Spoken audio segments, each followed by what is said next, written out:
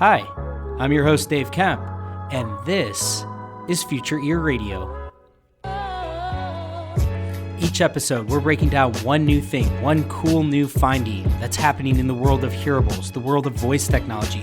How are these worlds starting to intersect? How are these worlds starting to collide? What cool things are going to come from this intersection of technology? Without further ado, let's get on with the show.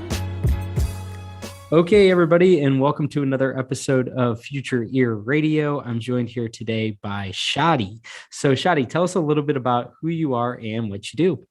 Awesome. Thank you for having me.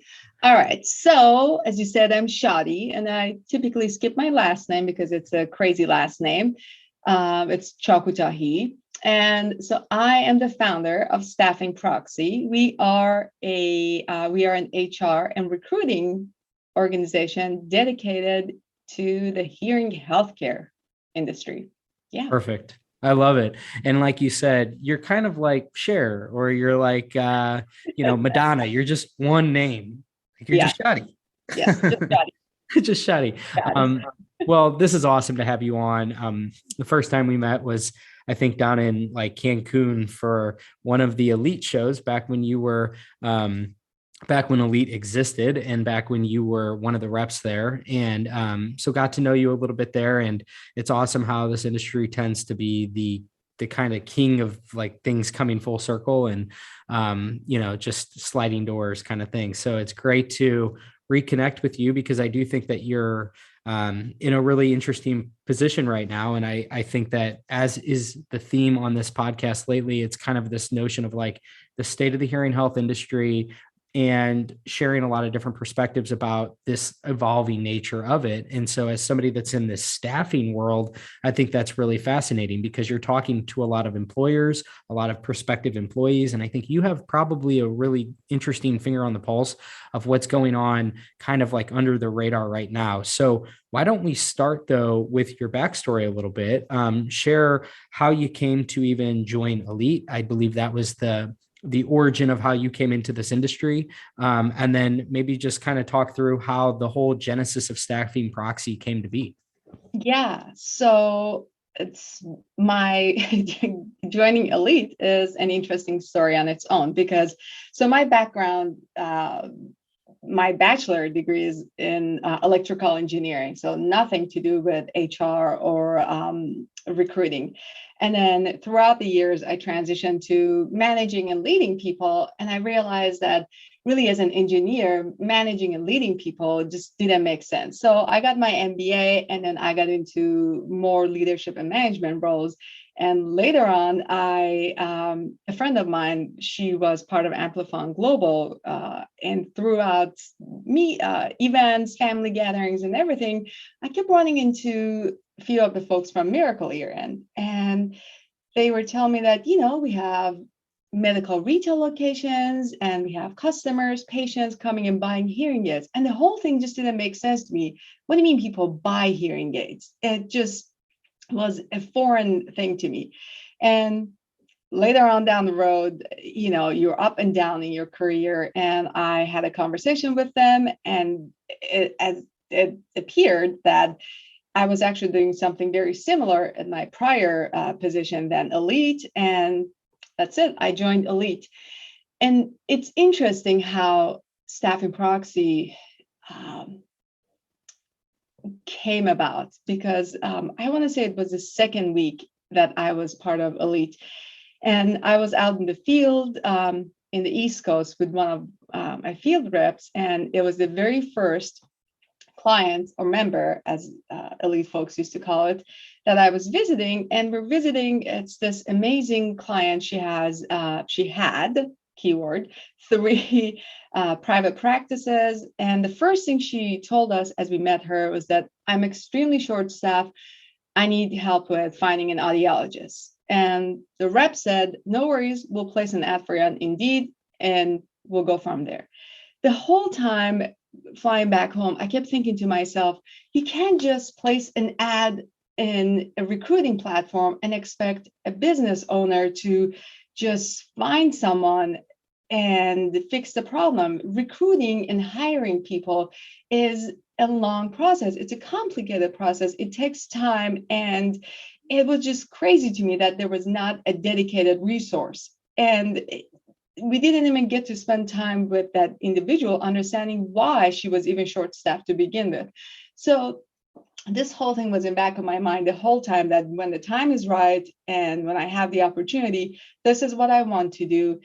And it was a private practice, and she unfortunately ended going out of business because she didn't have enough employees in her practice, and she wasn't able to find a new audiologist who was able to purchase her practice. So it's just it was a combination of everything that inspired me to just say, you know what, this is it. I'm going to do it. And here we are. And here we are. I do find this fascinating that you sort of noticed a gap in the market, if you will. I think that rep, that was probably pretty standard. It's like so much of what I've come to learn on this podcast is like, obviously there's so many things that go into owning and operating a business. And an audiologist, by and large, wants to just focus on audiology. And so it's like you have a lot of these different vendors that cater to some of these different things, but staffing is a really interesting one because it is something that is so critically important. But it's like, oh, we'll just put an ad on Indeed, because it's like I think the discrepancy between just like doing something like that, it's still helpful. And it's like, okay, that's at least a start. But the difference between that and a full blown, like, we need to actually help you from a recruiting aspect, is like night and day different, And so I think that's an interesting gap in the market, like I said. So I'm curious to hear from you, like, when did you actually make the leap, start staffing Proxy? Did you initially focus beyond this industry and then circle back around? How is your client demographic makeup now? Is it primarily this industry, or are you doing placement or like recruiting for all different industries? Yeah, good question. So we started October of 2019, and officially everything was live January of 2020. So the timing, of course, was not the best with the pandemic hitting, or that's what I thought at the time, that timing was not great with the pandemic. But in hindsight, when I look back at everything, it was perfect because it helped me and my team to stabilize and build a foundation and just connect with everyone that we needed in the industry and understanding what we needed to do. So with that said, we only work in hearing healthcare. That's all we do. We don't work with any other industries. There are ancillary industries that we have people reaching out to us, optical and those industries, but that's not our expertise. I wouldn't even be able to explain what the qualified candidate looks like. So with that, our client mix is, we have private practice audiologists. And that's anywhere from one audiologist and one front office to, 25 audiologists and 20 PCCs. And then we have ENT practices, not-for-profits, large hospital systems. So we have all different client types. But our goal, and that's what we constantly talk about, my team and I, our goal is to make sure, our tagline is your next connection. Our goal is to be that matchmaker, to be that connection between a person that may be looking for a position or may just not be happy or fully satisfied, not getting everything that they need in their current position, connecting them with an employer that we call an employer of choice. And that's a whole topic that we constantly talk to our clients about. It's not an impossible task, but an employer of choice is an employer that their employees and everyone in their business really dedicates themselves to their success. So what happens is when someone is a really good employer, they have great brand reputation, they practice great employment laws, they really don't need to come to us because they'll always have people who want to work for them. And I can talk about that all day because I get so passionate talk about employer of choice. But anyhow. Well, we'll definitely get into that. I think there's a couple really interesting things about this. Obviously, your business begins during the pandemic, or right at the onset of it, and then, and like you said, like that kind of gave you an opportunity to probably lay the foundation for the business. So that's important. But I do think that the other interesting thing about that is like the pandemic ushered in so many. I think it gave everybody a reason to pause and say, like, is this where I want to be in my life? And I think that, you see this now in the way that the labor market, broadly speaking, has sort of taken shape. A lot of people have exited. A lot of people have taken an early retirement. Others are in entirely different careers. And so I think that it's really interesting timing for a company like yours to kind of emerge, to cater to what I imagine to be a lot of lifestyle and career changes that go along with that. And like you were alluding to there, let's get into some of these, what you mean by this whole idea of employers of choice, because I do think that's another thing that what was considered to be a desirable job has changed a lot. Remote work is such a theme now. So it's like, that's really pervasive. And you have a lot of people that's part of their expectation. So I would love to hear about maybe kind of like the old world, the new world, like what are the things that you hear? Maybe you can even break it down from like, here are things that you should be aware of as an employer, like the things that employees are seeking. Let's just start there. Yeah, it's a great question. So I want to talk about a little bit during the pandemic. So one of the things that we started doing during pandemic was really encouraging employers, and this is one of the aspects of being employer of choice, to take a step back and take a look at your business and think about the fact that would you yourself want to work for your own business? And before you having any furloughs or anything like that, or before going out and hiring anyone new, let's talk about students and recent grads, because employers, large hospital, ENT, any of them that had significant number of furloughed employees or didn't opt to hire externs at that time, 2 years later are having a harder time to retain and attract candidates. And when we talk about recruiting and hiring, it's a combination of both retaining and recruiting.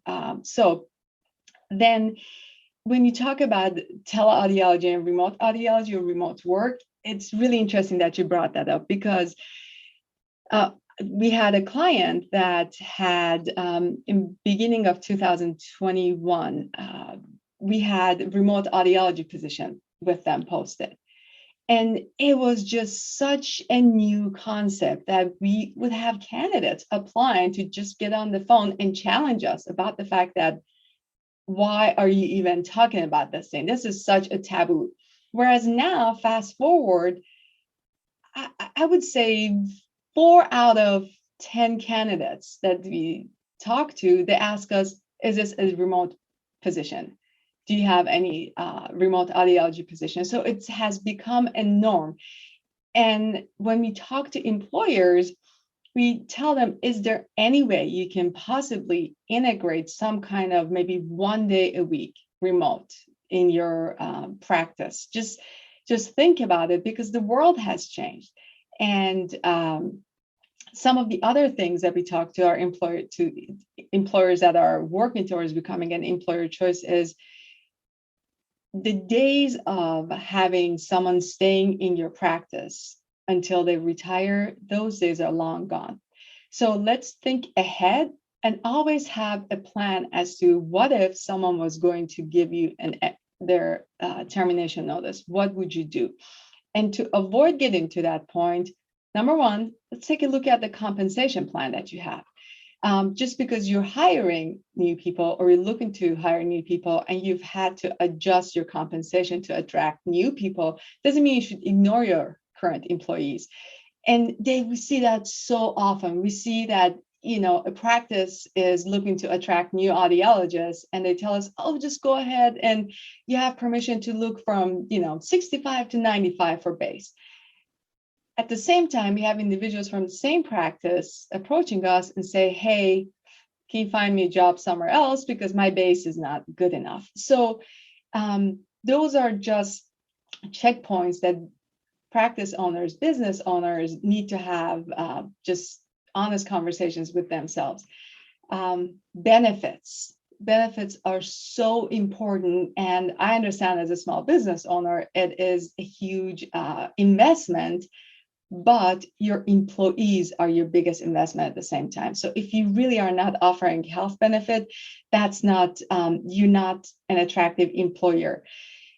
And there are options out there. So you don't necessarily have to go and find a really expensive plan, a great medical plan. Their government plan, there's Q-Share, there's a plan out there that as an employer, you can offer $500 a month towards your employee's medical plan, and then they can go purchase in a private market. So there are options out there, but it all starts with an employer taking a step back and thinking, would I ever want to work in my own practice with everything that I have today? Just looking around and say, this is an old office, this is gloomy, it's not inviting. Just having those honest conversations and being able to answer those. Yeah, I like that too, from the standpoint that, like, again, kind of using the pandemic as a reference point.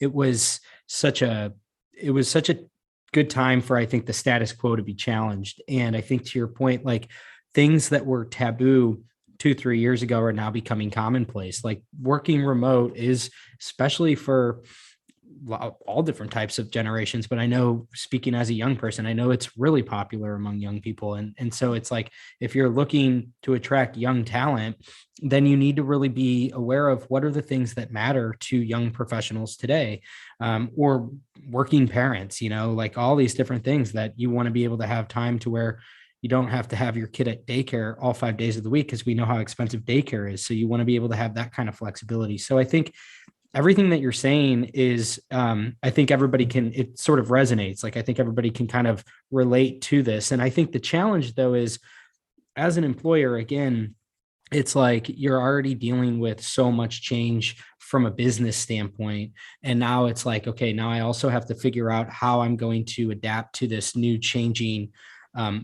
landscape as an employer. And I love what you said about, like, your employees are your biggest investments. So I guess, can you speak a little bit about how maybe you're seeing some of the mindset shifting, like the benefits of that, like, from some of the experiences that you've had of placing people in certain places. Just curious to hear about, like, in a way that this feels manageable. So it's not some gigantic undertaking that I have to just completely reinvent my entire, offering as an employer. Like, how would you, I guess, make this feel more approachable so that there are manageable steps, so that you can feel like, all right, I'm making concrete progress toward making myself an employer of choice, but not trying to, do like everything all at once. Yeah. So the first thing I challenge any employer, not even anyone in here in healthcare, is to ask themselves, if you run into anyone today and you were going to tell them why they should work for you, what would you tell them? Now, the interesting thing is, Dave, I will make a bet with you. Go ask 10 private practice or even ENT practices, anyone in the industry. They will start by telling you that we have the best patient care experience. We provide the best patient. It all starts with patient, which is great, but your employees, really, Yeah. it's you should have an answer as to why they should work for you. If Google was going to start get into the hearing aid business tomorrow, they're not going to say we are the best patient care provider out there. They're going to their employees, they're the most fun environment. They have their own reason for employees to be part of that organization. Once you have that answer figured out, then think about, we have a list of questions that we recommend any employee to sit down once a year. It's called stay interview questions. It's not meant to be a really structured one-on-one conversation. It's a very casual conversation for you as the manager, as the owner of the business, to sit down and say, so Dave, how are things going? Is there anything that you like to see changed here? And encourage the employees to have open and honest conversations with you and see what it is why they're actually staying and working for you. And once you start having those conversations with your employees, you'll find out if there's something about the fact that they don't have a parking spot in the building. Simplest things keep employees happy. It doesn't have to be this massive thing. And just because 3 out of 5 employees don't need health plan doesn't mean the other 2 doesn't need it as well. It's just that they haven't mentioned it to. So start by having that conversation and then do something with the feedback, and don't get super defensive about the feedback that you're getting. Don't take all 20 feedbacks and try to implement it. Take 3 of them. We have this rule of 3. So take 3 and try to create a plan and implement it. So vacation, PTO time, those are the simplest things. There are businesses out there that don't offer vacation or PTO. Or there's 6 months waiting period, or just be flexible with your employees. So that, and then the other thing is, if you're looking to hire an audiologist, think about the fact that a lot of recent grads have this massive student debt. So there are options out there. You as an employer, you can provide, you can contribute towards a student loan payment and help your audiologist rather get out of debt faster. And that provides a sense of dedication to your practice, to your business, because that's the reason for them to work for you, be part of your team, than the other retail location or somewhere else down the road. And in fact, as a business owner, it is a tax incentive for you. And through 2024, you can contribute up to $5,200, $5,240, I believe, towards an employee's benefit, student loan payoff rather. And it doesn't go towards their gross wage. So it's a huge benefit you can do. Totally. $200, $400 per paycheck. And it just creates a lot of stickiness. So then we talk about compensation. So compensation, you can look at base salary data and everything on salary.com, all those places. The best place is on Bureau of Labor Statistics, BLS. They have the data right there. You'll be surprised to see how many students we talk to, and they know the numbers like this. But the employers are still stuck back in so many years ago when they graduated from school numbers. So know the numbers and be competitive. You have to meet the base for your market, or you're just not going to be able to attract and then retain your existing employees. So there are 3 things so far. So benefit, and when we talk about benefit, we talk about total compensation, I should say. The total comp includes benefits, PTO, and if you can do 401k, that would be great too. And then we talk about contributing to their student loan, if that's an option. And then salary. And let's talk about employee manual. So the whole onboarding of a new employee, again, take a step back, think about the first day you joined a new business. How it's a scary process because you're entering a new environment, a new practice, a new employer, new group of people. You have to have a checklist in place, and you have to have an employee manual. So it's not, those are basically non-negotiables from our point of view. Yeah. I mean, I think that you've already laid out a bunch of different aspects of this that I think people should be aware of. And like you said, it's like understanding where the prospective people that you're looking to hire, like what are their reference points? They're looking at the Bureau of Labor of Statistics, and meanwhile you're rooted in some archaic, maybe antiquated type of measurement of what your compensation rate should be. So you're literally speaking two different languages in a sense.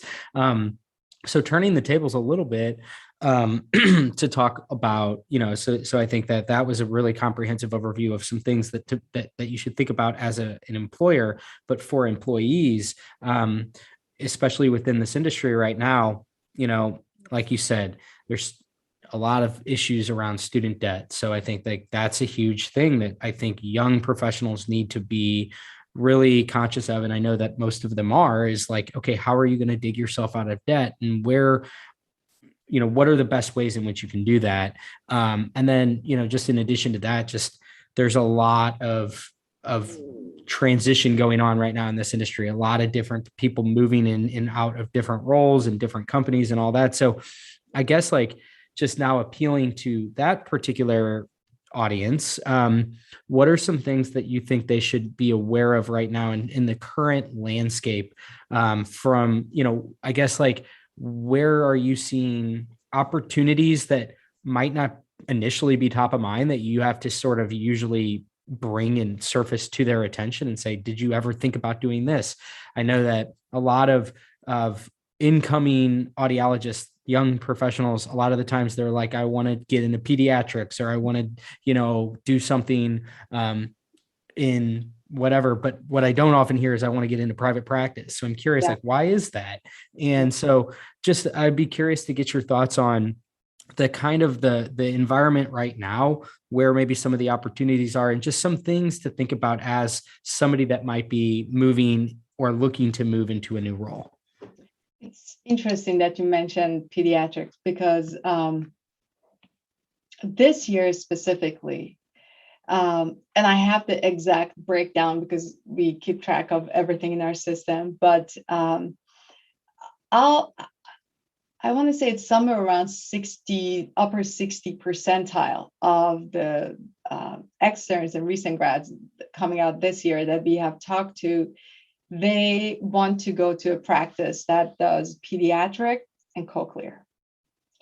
And it's so crazy to me. And with that, the follow-up comment is an ENT practice is the preferred. So it's mind-blowing to me how and it wasn't like this last year or the years before. It's just growing, the number of the students that are more interested into doing pediatrics and cochlear. Not that there's anything wrong with it, but the more we talk to students, what we're finding out is they have had a really good internship or experiences, but it hasn't been enough to satisfy them. So they want to go to a practice so they can continue doing whatever they think that it is their it's the part that they're really excited about. So they want to continue practicing that. My advice to externs, recent grads, is select your job based on two things. Number one, the biggest thing is that the first job that you select is not going to be most likely the job you're going to stay forever. Now, if you stay there, that is amazing. That means that you have found an amazing employer, you have moved to a great city. It's perfect. But typically year 2 or year 3, we see candidates that, they're like, hey, I'm ready to do something else. I thought I really want to do ENT, but I want to do private practice. I really want to do something else. So with that, make your decision based on two things. One, compensation. That way you have a couple years that you can pay off some of your debt, get out of the hole and then go find the job that you really want to do. Number two, you already like pediatric and cochlear, then find the areas that you may not be as skilled. You might not have had as much experience. So go and get experience in those areas. That way, in a year or two, you are a fully developed, full 360-degree experiences, and you can get the next job. And if you end up going somewhere that they have everything you're looking for, that's great, but don't put yourself in a block, because the crazy thing is that we have about 320, 350 externs that we work with. We had started working with for this year. Out of those, you would think all of them are still open to find a position. Of course, there's more externs out there, but out of that, there are only 120 or so that are open. The rest of them have already accepted the position. So if you think employers are waiting to hire, they're not. They are finding the next person that fits their culture, their practice, their patient needs, and they are hiring them. They're making offers. And so. I just think that's really interesting that there is such a there's like a gravitational pull right now toward those things. And I mean, should we as an industry be concerned, do you think, about the lack of interest around like private practice? Oh my gosh, absolutely. So there are days that I think to myself, maybe I should come up with something out there, a program that encourages and creates something for students to go towards private practice, or hearing aid manufacturers. I mean, they have a lot of, they can do a lot. They have a lot of power in the industry. And it all comes down to, at least from what we see, to where the students spends time and which practice they go to. I understand that in larger practices, in ENT practices, they have the bandwidth, they have the manpower, woman power, just to have externs, but they also end up absorbing them in those same practices. So it's a big problem. So. Yeah. Well, I mean, I think that there's probably an element of the notion that I think that this is such I think the root of this boils down to a lot of people don't want to feel like they're salespeople. And I think there's a connotation that if I own a business, then I'm inherently going to be a salesperson. And so it's like, I think though that what I've really learned is that there are some of the most successful private practitioners that I know would not consider themselves to be salespeople, because it's more like it's just the nature of their business. And it doesn't come across as if they're selling, even though all of us are always selling. And so I think that there is an element of that. And so I do wonder if, especially with some of the younger professionals, that they are maybe intimidated by this idea that, I don't really want to go in and have to sort of be dependent upon, the amount of business that I bring in, and however successful I am is all dependent upon how many people I can sell. Whereas in a hospital or an ENT setting, a lot of these patients are going to just come to me one way or another. So I can just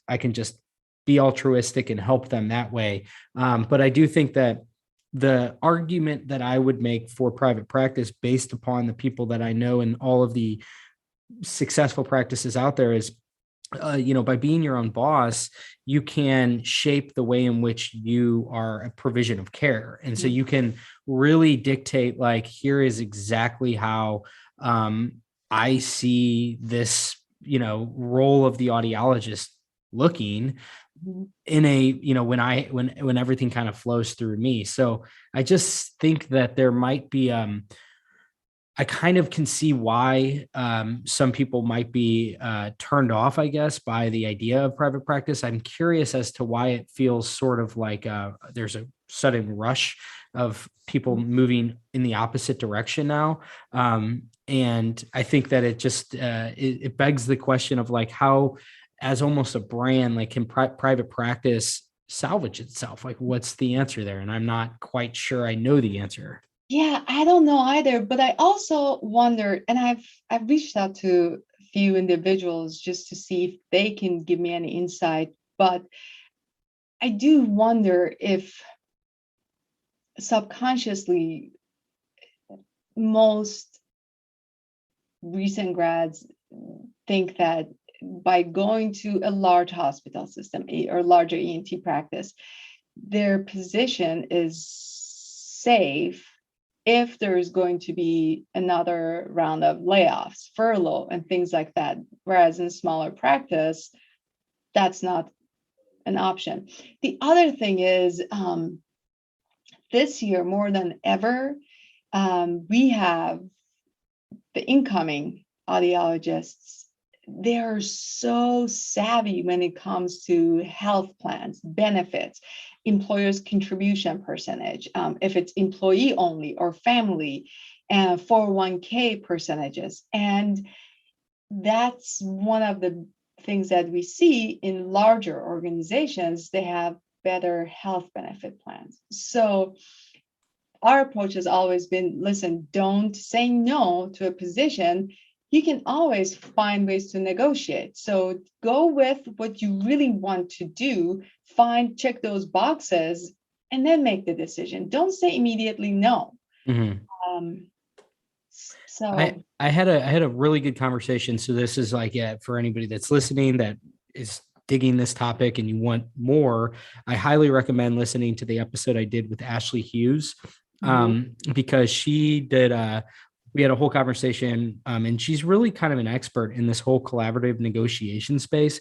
And she really touched on what you said there, which is like, this is very much, as an employee, you have leverage, and so it's a negotiation. Like you can come in, and I think that actually, as I think through this as we're talking, you're saying something very interesting, which is kind of like going full circle to what you said about being an employer of choice. And that coincides now with a generation. I think it is kind of generational, where they are so savvy. And it's like, it's actually kind of representative of like everyone today is just becoming more savvy. Look at your patients. I mean, how much more educated are your patients that are coming through your doors about, are you performing real-ear measurement? They know what that is now. And they have a really good understanding of like best practices, the kind of technology. There's like more transparency than ever on like certain price points and stuff like that.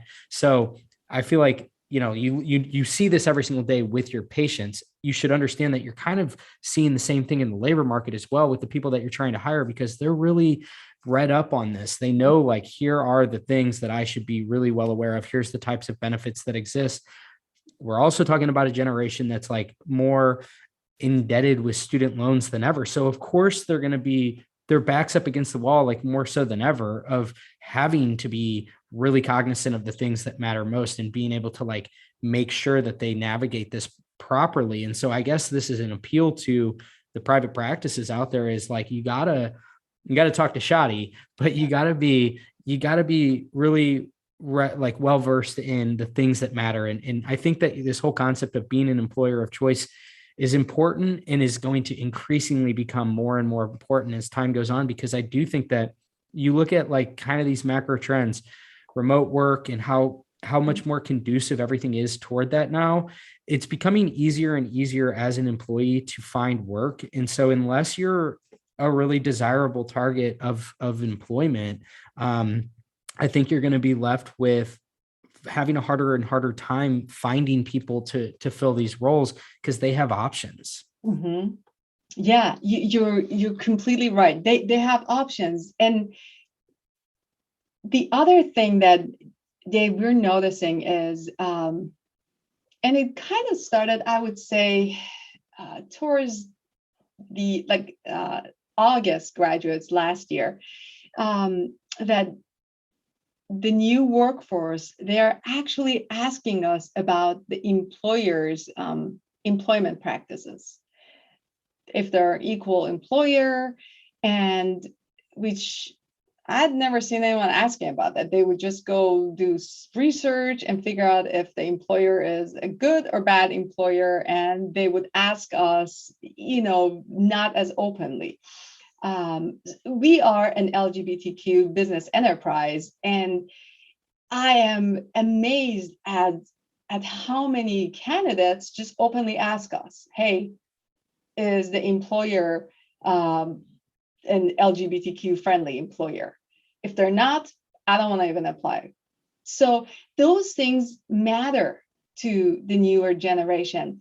They ask us about their patient base. Hey, how's the patient base? Are they, they're so involved with everything that's going on around them. And it's going to matter when they look at your business profile, when they look at your business presence, the same way you will go and look at their social profile, they'll do the same thing on you. So we look at the clicks that the candidate does before we go through the interview on all the links and hyperlinks that we embed in the job posting. And they do the research. They do the research on the owner, every employee in the practice. And then they consider, do I really want to work for this person, or do I want to work for someone else? So they have options. Employees have options and employers have less options. And you just have to make the smart choice. Yeah, I I completely understand too. Like it's as a supply and demand, everything's always supply and demand, and things, it's sort of, it's a pendulum, it swings in different directions. And right now you're right, like it very much is a employee driven, decision, more or less. And so I do think that a lot of this is new. I think that that's really important to understand, is that what matters now, it's like you kind of got hit with the double whammy, because you have generationally speaking, things that historically hadn't mattered, I guess, that's not even the right way to say it. It's like things that weren't top of mind maybe are top of mind now. And then also you have the pandemic, which ushered in entirely new norms and pulled things forward, where you have people that look at their current job and they say, I want more work-life balance. And I'm actually now, the number one priority that I have is going to be that I have 2 days a week that I can be at home and work remote. And so unless you're able to, I think, be adaptable to these new conditions that a lot of employees want in a market that is skewing more toward the labor side right now, I think that you just have to be adaptable. I think that's the moral of the story. Yeah. And, employers of choice, we identify them with 6 core principles, 6 core values. They are consistent. So it doesn't matter whatever they do it with everything in their business and in their practice. They're creative. So when there's a solution, there's a problem. They'll come up with, when there's a problem, there's a solution. So they come up with a solution for it. They are competitive. It doesn't mean that they have a competitive compensation. No, not necessarily. It just means that they want to be known as one of the best employers out there. They want to have a nice, clean environment. They're just competitive in nature. They're innovative, means that they find new technology, they're up with trends. So, and then they're flexible. So with the work from home, remote, they'll find a way to do things. And then they're adaptable. So with everything that's going on, they're able to make changes and move forward. Nothing is going to stop them. So one last topic that I want to talk a little bit about is on, this idea of what I consider to be kind of like, I guess, like ancillary workers or adjacent workers. I have this notion in my mind that one way in which this industry is going to evolve is that I think you're going to see the industry the demand for this type of professional will actually expand. And I think that with an expanding market of demand, it's going to mean more patients. And so as more patients come through your door, I think that's going to start to beg the question of how do you service all these people?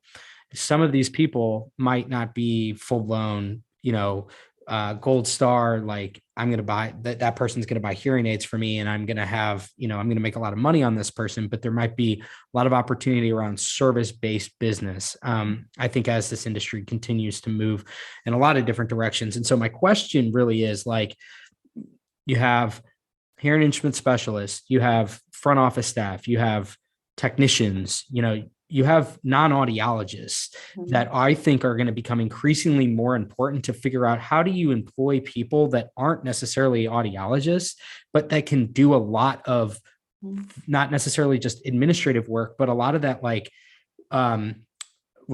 not the type of work that doesn't necessarily warrant the audiologist to be present, but it's still something that's hearing health related. So I'm curious to kind of get your thoughts on like that particular side of the market, that things that you're seeing with those type of workers.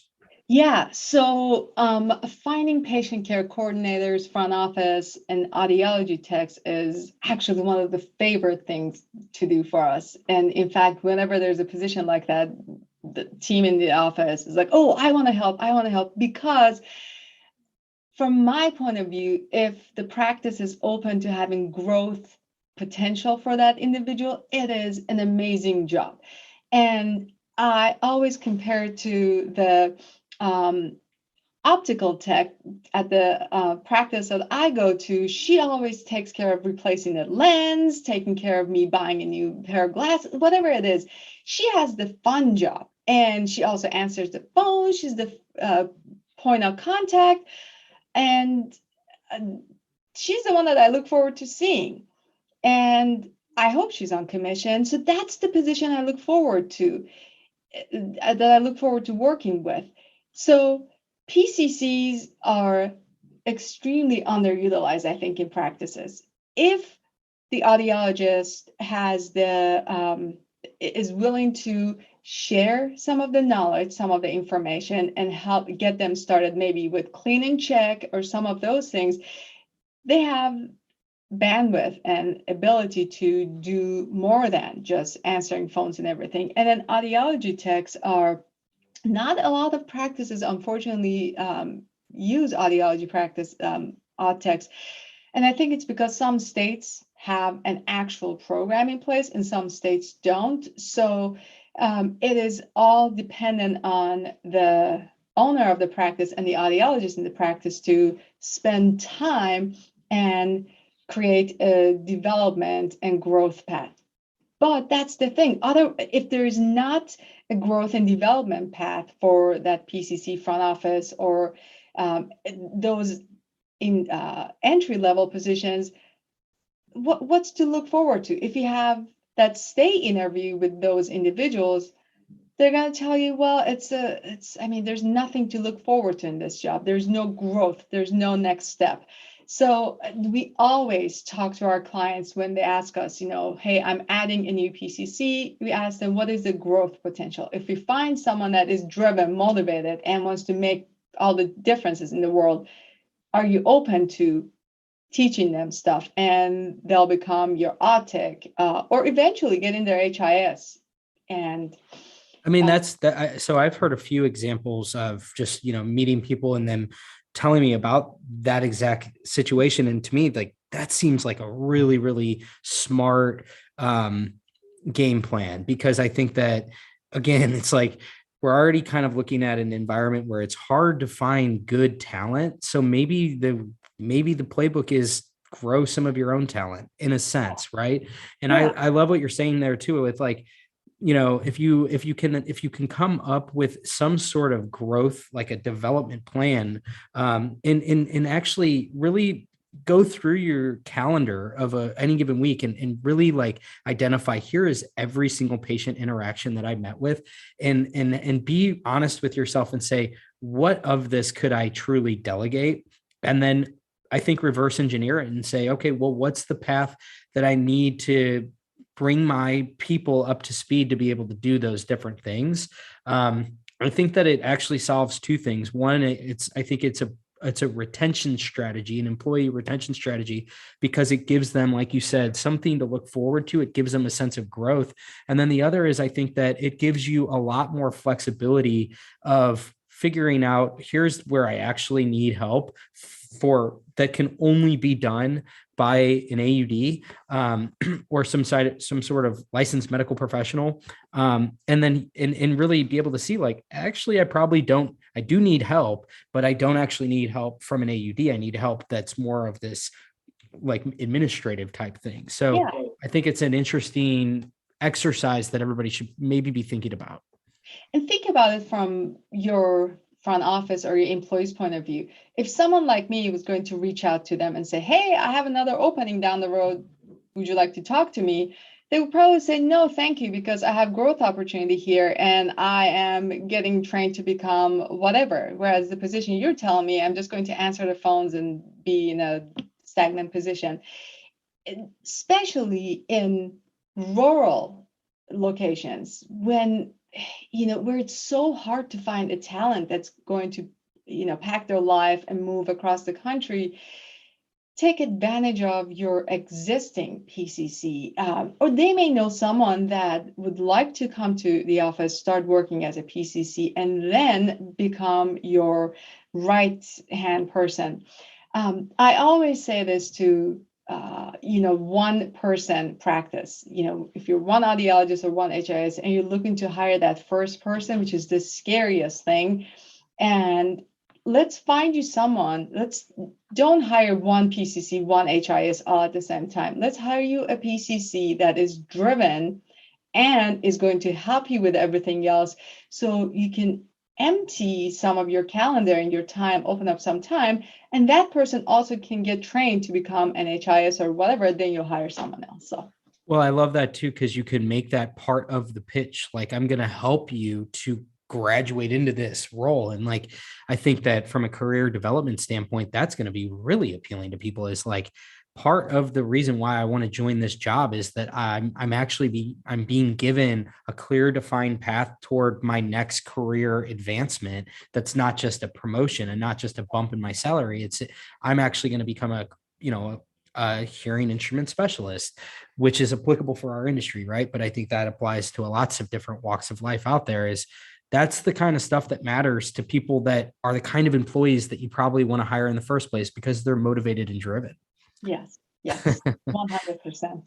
So as we come to a close here, super fascinating conversation. I just find this whole, like, your perspective so interesting because of where you sit. So closing thoughts, like anything else that is on your mind as it relates to where you sit and how you sort of see the industry moving right now. Yeah, so I have concerns and I have things that I look forward to. My biggest concern is what we already talked about, the fact that a lot of younger talents, recent grads coming to the industry, they're really moving towards, they're not moving towards private practice. So I would love to do what it takes with whoever, brainstorm and do something to help that. As far as what I see, I'm excited because I'm seeing also a lot of practices going out of their way to change the ways they have done things to become more exciting employer, more open employers. I have unlimited vacation policy because I don't want to keep track of it. It's unlimited and I talk about it to a lot of our clients, and it's exciting to see a lot of our clients are adapting that. They are open to getting their employer handbook figured out. So I'm seeing a lot of positive movement in private practices to become more attractive towards newer generation of audiologists. So I'm happy about that. That's awesome. Well, I'm really glad that you came on. I think it's so cool that you set off on your own and you saw a gap in the market. I just find those stories to be so interesting when somebody kind of sees something and then they take it upon themselves to say, you know what, I'm not the only one that knows this to be something that there's something here, and you did, and you pursued it. And I think that it's really cool, and I'm hoping for the best for Staffing Proxy. So for anybody that's out there listening that is interested in learning more about Shadi's company and getting in touch with her, where should they connect with you? LinkedIn is where all the recruiters, we live and die on LinkedIn. So Make sure LinkedIn profile is ready and good to go. But our website is staffingproxy.com. You can send us an email at hello@staffingproxy.com as well. Awesome, Shadi. Well, thank you so much. Thanks for everybody who tuned in here to the end, and we will chat with you next time. Cheers. Thanks for tuning in today. I hope you enjoyed this episode of Future Ear Radio. For more content like this, just head over to futureear.co, where you can read all the articles that I've been writing these past few years on the worlds of voice technology and hearables and how the two are beginning to intersect. Thanks for tuning in, and I'll chat with you next time.